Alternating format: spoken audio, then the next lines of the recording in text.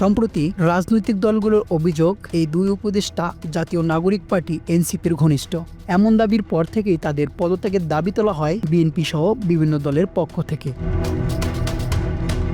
গত 14 আগস্ট সাংবাদিকদের এক প্রশ্নের জবাবে আসিফ মাহমুদ বলেন, নির্বাচনে তফসিল ঘোষণার আগেই তিনি উপদেষ্টার পদ ছাড়বেন। তিনি মনে করেন, নির্বাচনে অংশ নিতে ইচ্ছুক যে কারো রাষ্ট্রীয় পদ থেকে সরে যাওয়া উচিত, যাতে নির্বাচন প্রভাবমুক্ত ও গ্রহণযোগ্য হয়।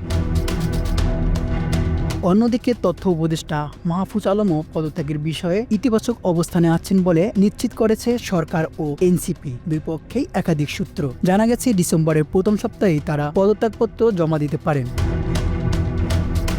রাজনৈতিক সূত্র জানায়, পদত্যাগের পর আসিফ মাহমুদ ঢাকার কোনো আসন থেকে নির্বাচন করতে পারেন, যেখানে এনসিপি তাকে সমর্থন দেবে। অন্যদিকে মাহফুজ আলম প্রতিদ্বন্দ্বিতা করতে পারেন লক্ষ্মীপুর 1, রামগঞ্জ আসনে বিএনপি বা এনসিপির ব্যানারে।